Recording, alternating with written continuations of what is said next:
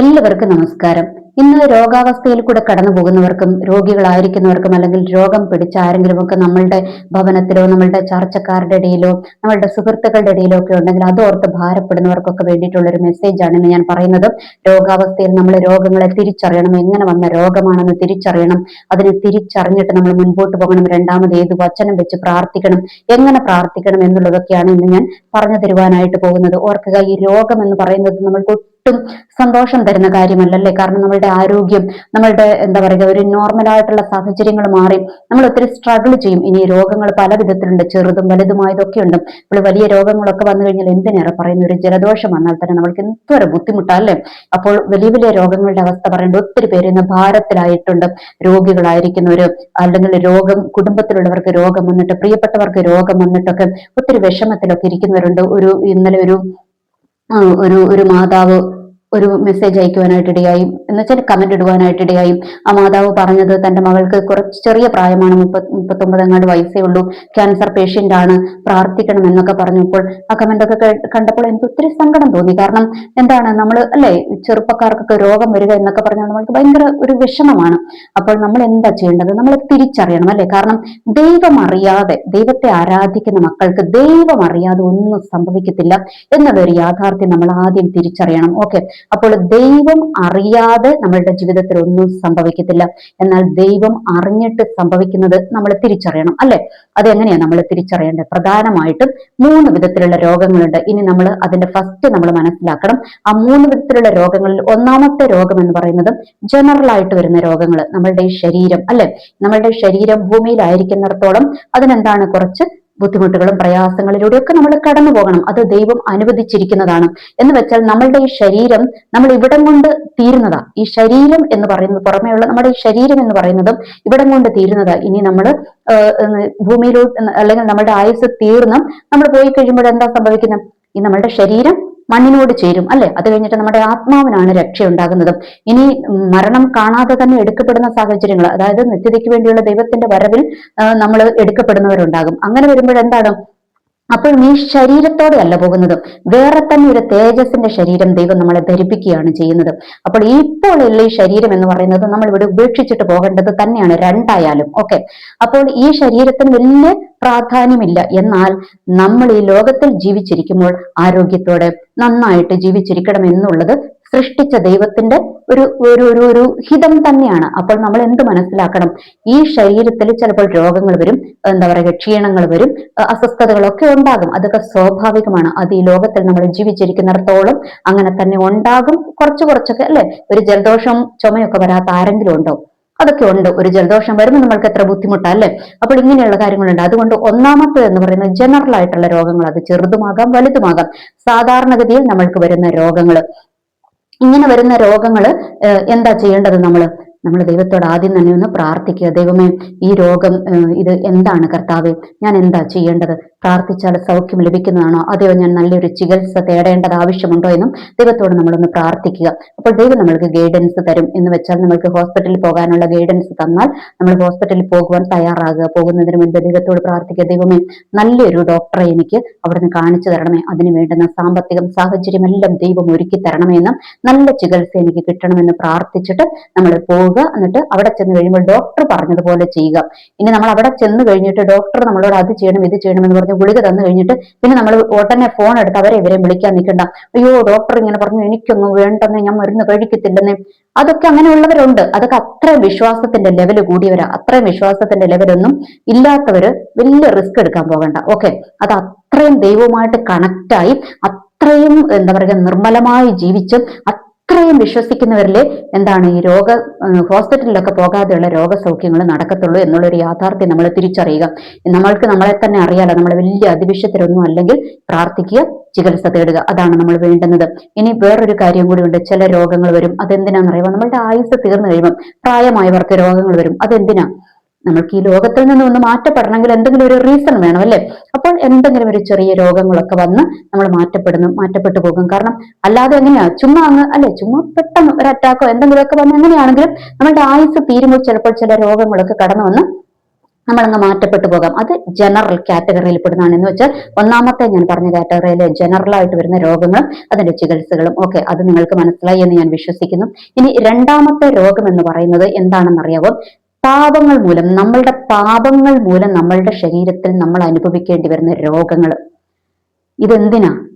അവിടെ തന്നെ മൂന്ന് കാറ്റഗറി ഉണ്ട്. ആ ഒരു വിഷയത്തിൽ മൂന്ന് കാറ്റഗറി ഉണ്ട്. ഒന്ന്, നമ്മളുടെ പാപം മൂലം നമ്മൾക്ക് വരുന്ന രോഗം. രണ്ടെന്താണ്? രണ്ട്, നമ്മളുടെ വിശ്വാസത്തെ പരീക്ഷിക്കുവാൻ വരുന്ന രോഗം. മൂന്നാമത് എന്താണ്? മൂന്നാമത് നമ്മൾക്കൊരു രോഗസൗഖ്യം എന്ന് വെച്ചാൽ നമ്മൾക്കൊരു രോഗസൗഖ്യത്തിന്റെ ശുശ്രൂഷ ഏൽപ്പിക്കുവാൻ വേണ്ടിയിട്ട് ദൈവം നമ്മളെ ഒരു രോഗാവസ്ഥയിലൂടെ കടത്തിവിടുന്നത്. ഓക്കെ, അപ്പോൾ ഈ മൂന്ന് വിധത്തിലുള്ള രോഗങ്ങളാണ് ഈ രണ്ടാമത്തെ കാറ്റഗറിയിൽ വരുന്നത്. അതായത് നമ്മളുടെ പാപം കൊണ്ട് വരുന്ന രോഗം എന്ന് ഞാൻ പറഞ്ഞ കാറ്റഗറിയിൽ പെടുന്നത്. ഓക്കെ, അപ്പോൾ ഈ ഒന്നാമത്തത്, അതിന്റെ കാറ്റഗറിയിൽ ഒന്നാമത്തതിന്റെ എന്താണ്?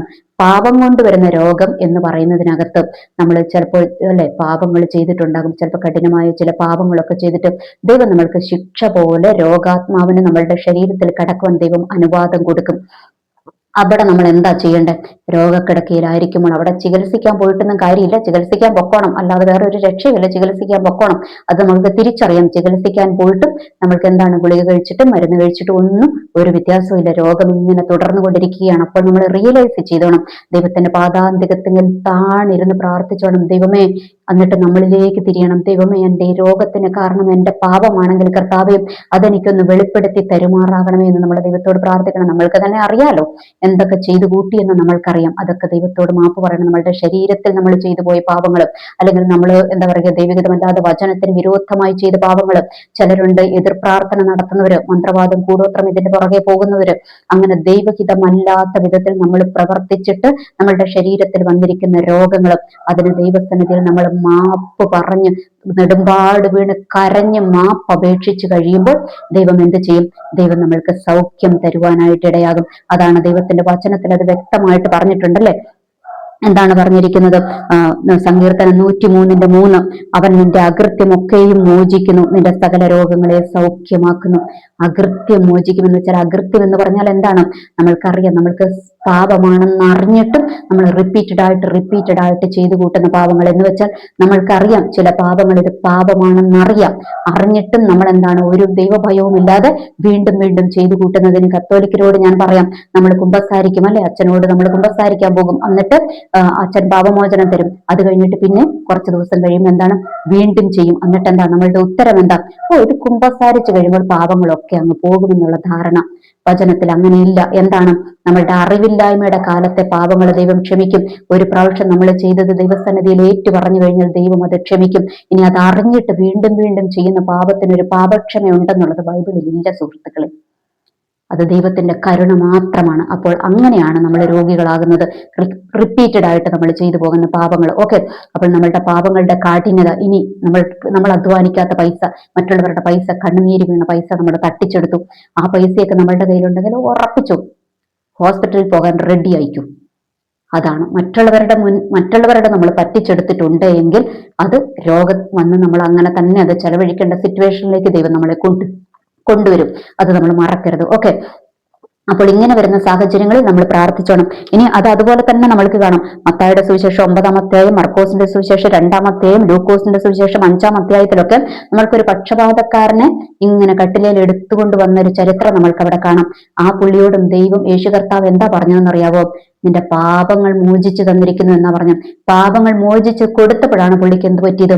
സൗഖ്യം വന്നതെന്ന് നമ്മൾക്കിവിടെ കാണുവാനായിട്ട് കഴിയും. എന്ന് വെച്ചാൽ നമ്മളുടെ പാപങ്ങൾ നമ്മളെ രോഗികളാക്കുവാനുള്ള ചാൻസ് ഉണ്ട്. അതുകൊണ്ട് നമ്മൾ തിരിച്ചറിയുക. ചില രോഗങ്ങൾ എത്ര ചികിത്സിച്ചിട്ടും പോകുന്നില്ലേ, നമ്മൾ ദൈവസന്നിധിയിൽ നെടുമ്പാട് വീണ് പാപങ്ങൾ ഏറ്റുപറഞ്ഞ് മനസ്താപമുള്ള ഒരു ജീവിതം നയിക്കാമെന്നും ദൈവത്തിന്റെ തിരുസന്നിധിയിൽ നമ്മൾ തീരുമാനമെടുക്കുക. അങ്ങനെ ദൈവം സൗഖ്യം തരും. ഇനി അതിന്റെ തന്നെ രണ്ടാമത്തെ കാറ്റഗറി എന്ന് പറയുന്നത് ദൈവത്തിന് കീഴടങ്ങത്തില്ല. ദൈവം ഇങ്ങോട്ട് വിളിക്കും, അങ്ങോട്ട് പോകും. എന്ന് വെച്ചാൽ വിശ്വാസമില്ല, ദൈവത്തിൽ വിശ്വാസവും ഇല്ല, ദൈവത്തെ ഇങ്ങനെ അങ്ങൊരു ദൈവത്തിന് വിലയില്ലാതെ പോവുക. പേര് ക്രിസ്ത്യാനി എന്നാ, പക്ഷെ ദൈവത്തിന് വിലയും കൊടുക്കത്തില്ല, ദൈവത്തെ അനുസരിക്കത്തുമില്ല, ഇങ്ങനെ പോവുക. അങ്ങനെയുള്ളവരെ വിശ്വാസം പഠിപ്പിക്കാൻ ദൈവം എന്ത് ചെയ്യും? ദൈവത്തിന് കീഴടങ്ങാൻ. കാരണം ഈ രോഗിയായിട്ട് കിടക്കുമ്പോഴെന്താണ്, പിന്നെ ഈ കയ്യിലുള്ള പൈസയും അതിന്റെ പരിപാടികളൊന്നും ഇല്ല അല്ലെ. അവിടെ രോഗിയായിട്ട് കട്ടിലെ കിടക്കുക. അപ്പൊ എങ്ങോട്ട് നോക്കും?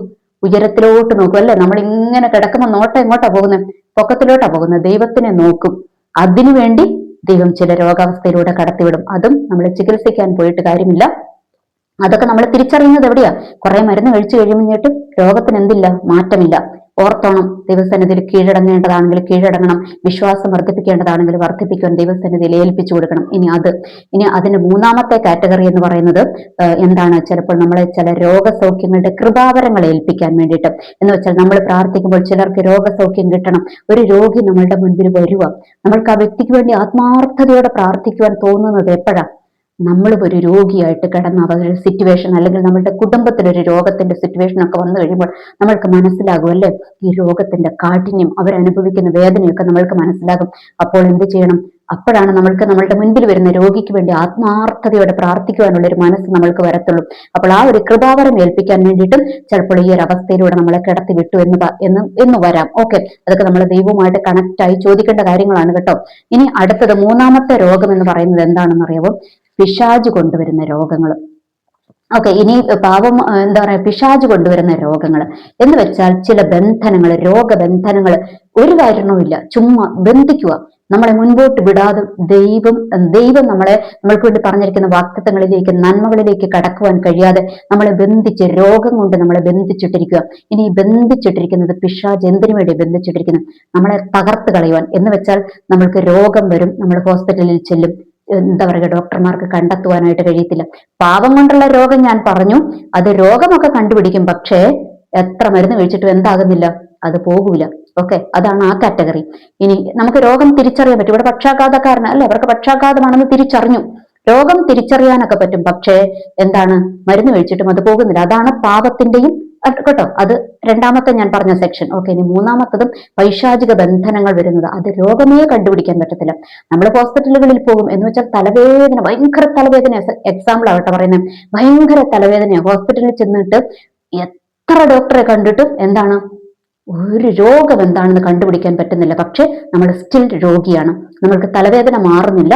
ഇവർ കുറെ മരുന്നുകൾ തരുന്നു, ആ മരുന്നുകൾ തരുന്നു, ഈ മരുന്നുകൾ തരുന്നു, ആ ഹോസ്പിറ്റലിൽ പോകുന്നു, ഈ ഹോസ്പിറ്റലിൽ പോകുന്നു, രോഗം കണ്ടുപിടിക്കുവാൻ പറ്റുന്നില്ല. ഓർത്തോണം, അതിന്റെ പിന്നിൽ ആരാ? പൈശാചിക ബന്ധനമാണ്. അത് രോഗമല്ല, അത് പൈശാചിക രോഗാത്മാവാണ്. അപ്പോൾ ഇവിടെ നമ്മൾ എന്താ ചെയ്യേണ്ടത്? അവിടെ നമ്മൾ ദൈവത്തോട് പ്രാർത്ഥിക്കണം, ദൈവമേ ഈ രോഗാത്മാവ് എന്നെ വിട്ടുമാറണമെന്ന് നമ്മൾ പ്രാർത്ഥിക്കണം. ഇത് എന്തിനാ?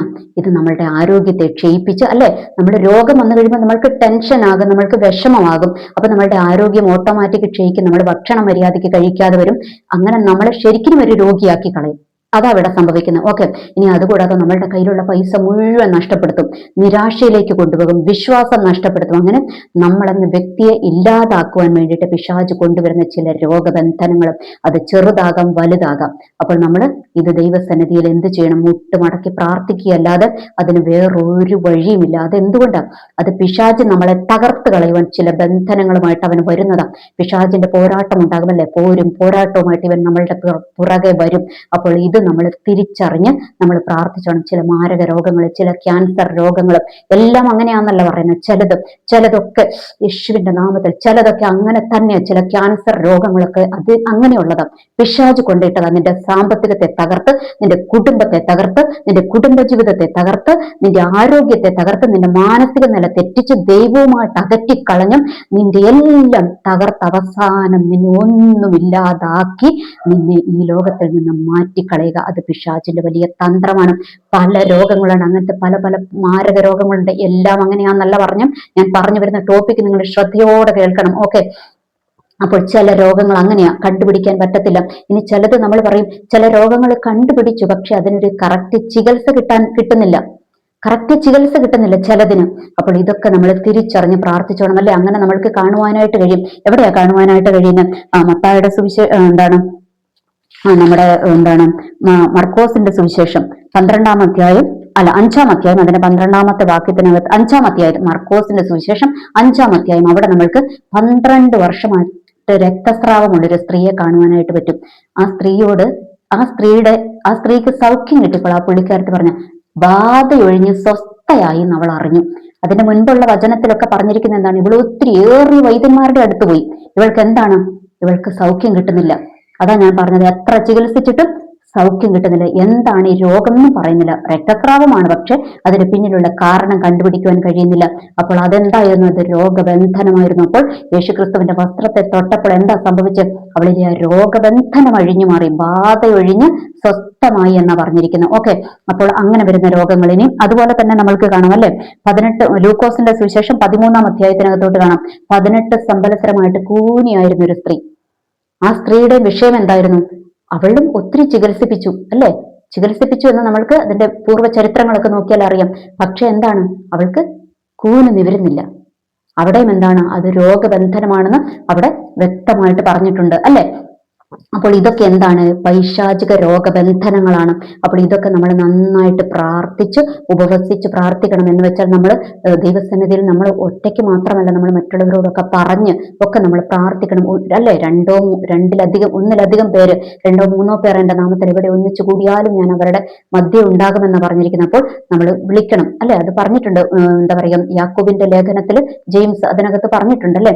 മൂപ്പന്മാരെ വിളിച്ച് പ്രാർത്ഥിക്കണം, അല്ലെങ്കിൽ ഒരുവനോട് പാപം ഏറ്റുപറഞ്ഞ് പ്രാർത്ഥിക്കണം. അതിന്റെ തലം വേറെയാണ്, അത് ഞാൻ പറഞ്ഞു തരാം. എന്നാലും അങ്ങോട്ടും ഇങ്ങോട്ടും പറഞ്ഞൊക്കെ ഒരു സഹായം തേടി പ്രാർത്ഥിക്കുവാനൊക്കെ നമ്മൾ ഇങ്ങനത്തെ അവസ്ഥയിൽ തയ്യാറാകണം. കാരണം ഒറ്റയ്ക്ക് മാത്രമല്ല, നമ്മൾക്ക് സഹായം മറ്റിടത്തുനിന്ന് കിട്ടുന്നുണ്ടെങ്കിൽ അവരെയൊക്കെ വിളിച്ച് നമ്മൾ പ്രാർത്ഥിക്കുവാനായിട്ട് തയ്യാറാകണം. നമ്മൾ പോകുന്ന ചർച്ചിൽ പറഞ്ഞ് പ്രാർത്ഥിക്കുവാനൊക്കെ നമ്മൾ തയ്യാറാകണം, ഇങ്ങനത്തെ രോഗബന്ധനങ്ങൾ. കാരണം അത് അഴിഞ്ഞു പോകത്തുള്ളൂ, അത് അഴിഞ്ഞു പോകണം. അത് നമ്മുടെ ശരീരത്തെ ബന്ധിച്ചിട്ടിരിക്കുകയാണ്. നമ്മൾക്കൊരു പരിധി വിട്ട് മുൻപോട്ട് കയറാൻ പറ്റത്തില്ല. അങ്ങനത്തെ രോഗങ്ങൾ വന്നു കഴിയുമ്പോൾ നമ്മൾക്ക് പ്രാർത്ഥിച്ച് ജയമെടുക്കുവാൻ ചിലപ്പോൾ പറ്റാതെ വരും. അപ്പോൾ വേറൊരാളുടെ സഹായം നമ്മൾക്ക് കൂടിയേ തീരും പ്രാർത്ഥനയിൽ. ഓക്കെ, അപ്പോൾ അങ്ങനെയുള്ളത് നമ്മൾ പ്രാർത്ഥിച്ച് ജയമെടുക്കണം. ഓക്കെ, ഇനി ഈ എന്ത് രോഗമാണെങ്കിലും എന്താണ്, നമ്മൾ ചികിത്സിക്കേണ്ടതാണെങ്കിലും അല്ലാത്തതാണെങ്കിലും ഒക്കെ നമ്മൾ എന്ത് ചെയ്യണം? പ്രാർത്ഥിക്കണം, വചനം പറഞ്ഞ് പ്രാർത്ഥിക്കണം അല്ലെ. അപ്പോൾ അതിന് വേണ്ടിയിട്ടുള്ള ഒരു 2-3 വചനങ്ങൾ ഞാൻ പറഞ്ഞു തരാം. ഒരുപാട് വചനങ്ങളുണ്ട്, എന്നാൽ ഞാൻ 2-3 എളുപ്പമുള്ള വചനങ്ങൾ ഞാൻ പറഞ്ഞു തരാം. അത് നിങ്ങൾ നോട്ട് ചെയ്ത് വെച്ച് നിങ്ങൾ പ്രാർത്ഥിക്കണം, റിപ്പീറ്റഡ് ആയിട്ട് പറഞ്ഞ് പ്രാർത്ഥിക്കണം. എപ്പോഴും പ്രാർത്ഥിക്കുന്നതിന് മുൻപ് ഞാൻ ആദ്യം പറഞ്ഞിട്ടുണ്ടായിരുന്നല്ലേ, നമ്മൾ എപ്പോഴും ദൈവസന്നിധിയിൽ പ്രാർത്ഥിക്കുവാനിരിക്കുമ്പോൾ, ദൈവമേ, ഇന്ന് വരെ ഞങ്ങളുടെ ജീവിതത്തിൽ അറിഞ്ഞും അറിയാതെയും വിചാരത്താലും വാക്കാലും പ്രവൃത്തിയാലും ഉപേക്ഷയാലും ഞങ്ങളുടെ കൊടുക്കൽ വാങ്ങലുകളിൽ ചിന്തകളിൽ നിരൂപണങ്ങളിലൂടെ ഒക്കെ വന്നു പോയ പാപങ്ങൾ ഞങ്ങളോട് ക്ഷമിക്കണമേ എന്ന് പറയണം. അങ്ങനെ ചുമ്മാ പറഞ്ഞു പോകുമല്ലോ, ഓർമ്മയുള്ളതൊക്കെ ഏറ്റുപറഞ്ഞ് ഉപേക്ഷിക്കണം. ഇതൊക്കെ പറഞ്ഞിട്ട് വേണം നമ്മൾ പ്രാർത്ഥനയിലേക്ക് കടക്കുവാൻ കേട്ടോ. അല്ലാതെ ചുമ്മാ ഓടിപ്പോയി പ്രാർത്ഥിക്കുമല്ലോ. നമ്മൾ ഓരോ ദിവസവും നമ്മൾ കടന്നു പോകുന്ന സാഹചര്യങ്ങൾ നമ്മൾക്കറിയാം. അതുകൊണ്ട് ദൈവത്തോടെ എല്ലാം ഏറ്റുപറഞ്ഞ് നമ്മൾ ദൈവസന്നിധിയിൽ നിരപ്പ് പ്രാപിച്ചിട്ട് പ്രാർത്ഥിക്കാനിരിക്കണം. ഓക്കെ, അപ്പോൾ ഈ വചനങ്ങൾ നിങ്ങൾ നോട്ട് ചെയ്ത് വെച്ചു. ഏഷ്യാ പ്രവാചകന്റെ പുസ്തകം 53-ാം അധ്യായം അതിന്റെ 5-ാമത്തെ വാക്യം. അതെങ്ങനെയാണ്? അവന്റെ അടിപ്പിണരാൽ നമുക്ക് സൗഖ്യം വന്നിരിക്കുന്നു. യേശുക്രിസ്തു അടിപ്പിണരേറ്റതെന്തിനാ? കാൽവരി ക്രൂശിൽ അടിപ്പിണരേറ്റതെന്തിനാ? തന്റെ ശരീരം കീറി മുറിച്ചതെന്തിനാ? നമ്മൾക്ക് സൗഖ്യം തരുവാനായിട്ടാ. അപ്പോൾ നമ്മൾ അത് ദൈവസന്നിധിയിൽ പ്രാർത്ഥിക്കണം, ആ വചനം വെച്ച് പ്രാർത്ഥിക്കണം. ഇനി ഇത് POC ബൈബിളിലോട്ട് വന്നു കഴിയുമ്പോൾ സെയിം, അവന്റെ ക്ഷതങ്ങളാൽ നാം സൗഖ്യം പ്രാപിച്ചു. അപ്പോൾ ഈ വചനം വെച്ച് നമ്മൾ പ്രാർത്ഥിക്കണം, നമ്മൾ വിശ്വസിക്കണം. യേശുക്രിസ്തു എനിക്ക് വേണ്ടി അടിയേറ്റു, അവന്റെ അടിപ്പിണരുകളാൽ എനിക്ക് സൗഖ്യം വന്നിരിക്കുന്നു. അത് നമ്മൾ കൺഫസ് ചെയ്ത് നമ്മൾ പറയണം, അത് റിപ്പീറ്റഡ് ആയിട്ട് പറയണം. ഓക്കെ, ഇനി അടുത്തത് എന്താണ്? എക്സഡോസ്, പുറപ്പാട് പുസ്തകം 15-ാം അധ്യായം അതിന്റെ 26-ാമത്തെ വാക്യം. അതിനകത്ത് ഞാൻ നിന്നെ സൗഖ്യമാക്കുന്ന യഹോവയാകുന്നു. ഓക്കെ, ഇനി അത് POC ബൈബിളിനകത്ത് ഞാൻ നിന്നെ സൗഖ്യപ്പെടുത്തുന്ന കർത്താവാണ്. രണ്ട് സെയിമോ? ഓക്കെ, അപ്പോൾ ദൈവം ആരാണ്? ദൈവം പറയൂ, അത് ഞാൻ നിന്നെ സൗഖ്യമാക്കുന്ന യഹോവയാകുന്നെന്നാ പറഞ്ഞിരിക്കുന്നത്. ഞാൻ നിന്നെ സൗഖ്യപ്പെടുത്തുന്ന കർത്താവാണെന്ന് ദൈവം കമാൻഡ് അല്ല, ദൈവം പറഞ്ഞിരിക്കുക, ഞാൻ നിന്നെ സൗഖ്യമാക്കുന്ന യഹോവയാണെന്ന്. അപ്പോൾ ആ വചനം പറഞ്ഞ് അതിന്റെ വിടുതൽ നമ്മൾ ഏറ്റെടുക്കുവാൻ തയ്യാറാകണം. ഇനി അടുത്തത് ജെറമ്യ പ്രവാചകന്റെ പുസ്തകം, ജെറമ്യ 30:17. ഓക്കെ, അതിനകത്ത് എന്താ പറയുന്നത്? ഞാൻ നിന്റെ മുറിവുകളെ പൊറുപ്പിച്ച് നിനക്ക് ആരോഗ്യം വരുത്തും. രോഗാവസ്ഥയിലൂടെ കടന്നു പോകുമ്പോൾ ആരോഗ്യം ക്ഷയിച്ചു പോകും അല്ലെ, മുറിവ് മാത്രമല്ല ആരോഗ്യം പോകും. അപ്പോൾ ഇത് തിരിച്ചു തരുന്നത് ഈ വചനം. ഓക്കെ, അപ്പൊ ജെറമ്യ 30:17. അപ്പൊ അതിനകത്ത് ഞാൻ നിന്റെ മുറിവുകളെ പൊറുപ്പിച്ച് നിനക്ക് ആരോഗ്യം വരുത്തും. ഇനി അത് POC ബൈബിളിനകത്ത് ഞാൻ നിനക്ക് വീണ്ടും ആരോഗ്യം നൽകും, നിന്റെ മുറിവുകൾ സുഖപ്പെടുത്തും. ഓക്കെ, അപ്പോൾ ഈ 3 വചനങ്ങൾ വെച്ചിട്ട് നമ്മൾ ശക്തമായിട്ട് പ്രാർത്ഥിച്ച് നമ്മൾ വിടുതൽ ഏറ്റെടുക്കണം. ഓക്കെ, അപ്പൊ ഞാൻ പറഞ്ഞു, രോഗങ്ങൾ 3 വിധത്തിലുണ്ട്. ഒന്ന് നമ്മൾ ജനറൽ ആയിട്ടുള്ള രോഗങ്ങൾ, അത് നമ്മൾ പ്രാർത്ഥിച്ച് പോയി ചികിത്സ തേടിക്കണം. എല്ലാം വെച്ചുകൊണ്ടിരിക്കരുത്. നമ്മൾ ചികിത്സ തേടേണ്ടത് ചികിത്സ തേടണം. കാരണം അത് ദൈവം നമ്മൾക്ക് ഗൈഡൻസ് തരും. ഓക്കെ, ഇനി ഇത് ദൈവവുമായിട്ട് കണക്ട് ആയിരിക്കുന്നവർക്ക് ഇതൊക്കെ നടക്കത്തുള്ളൂ. അല്ലാതെ നമ്മൾ ചുമ്മാ ഓടി വന്നിട്ട് നമ്മുടെ കാര്യസാധ്യത്തിന് വേണ്ടി ദൈവത്തിന്റെ പുറകെ നടക്കുന്നവർക്ക് ഈ എന്താ പറയുക, ഈ വചനങ്ങളൊന്നും കണക്ട് ആകത്തില്ല എന്നുള്ളൊരു യാഥാർത്ഥ്യം തിരിച്ചറിയുക. ഓക്കെ, അതുകൊണ്ട് നമ്മൾ പ്രാർത്ഥിക്കുക, ചികിത്സ തേടുക. രണ്ടാമത്തത്, പാപം മൂലം വരുന്ന രോഗമാണെങ്കിൽ പാപം ഏറ്റുപറയുക, ദൈവത്തോട് മാപ്പിരക്കുക. നമ്മൾ എന്താ പറയുക, നമ്മൾ ഇത് ഒരു പശ്ചാത്താപവും അതിനനുസരിച്ചുള്ള ഒരു ജീവിതവും കാഴ്ചവെക്കാൻ ദൈവസന്നിധിയിൽ തീരുമാനമെടുക്കുക. എന്നിട്ട് നമ്മൾ അങ്ങനെ തന്നെ മുൻപോട്ട് പോവുക. ഇല്ല എങ്കിൽ പോയ രോഗം വീണ്ടും വരും. എന്ന് വെച്ചാൽ നമ്മൾക്കൊരു രോഗം മൂലം വന്ന രോഗം എന്താ പറയുക, നമ്മളുടെ പാപം മൂലം വന്ന രോഗമാണെങ്കിൽ നമ്മൾ പാപം ഏറ്റുപറഞ്ഞു, നമ്മളൊരു നല്ല ജീവിതം കഴിക്കാൻ എന്താ പറയുക ദൈവസന്നിധിയിൽ തീരുമാനമെടുത്തു, ദൈവം സൗഖ്യം തന്നു. എന്നിട്ട് വീണ്ടും നമ്മൾ പഴയപടി അതേ പാപം ചെയ്യാൻ പോയാൽ ആ രോഗം വീണ്ടും വരും. അതൊന്നും പിന്നെ പോകും എന്നുള്ളത് എനിക്കറിഞ്ഞുകൂടാ. ഓക്കെ, അത് നമ്മൾ തിരിച്ചറിയുക. ഇനി മൂന്നാമത്തത്, പൈശാചിക ബന്ധനം മൂലം വരുന്ന രോഗങ്ങൾ. അത് പ്രാർത്ഥിച്ചും ഉപവസിച്ചും ആരാധിച്ചും അതിന്മേൽ വിടുതൽ ഏറ്റെടുക്കുക. ഇനി കോമൺ ആയിട്ട് പറഞ്ഞ വചനങ്ങൾ. ഓക്കെ, അത് പ്രാർത്ഥിച്ച് നമ്മൾ എപ്പോഴും പ്രാർത്ഥിക്കുക. ചെറിയ ചെറിയ രോഗങ്ങളൊക്കെ വന്നു കഴിയുമ്പോൾ നമ്മൾ എന്താണ്, പ്രാർത്ഥിച്ച് ആരാധിച്ച് നമ്മൾ വിടുതൽ ഏറ്റെടുത്തോണം. എനിവേ, എല്ലാവർക്കും നല്ലൊരു ദിവസം ആശംസിക്കുന്നു. നന്ദി, നമസ്കാരം.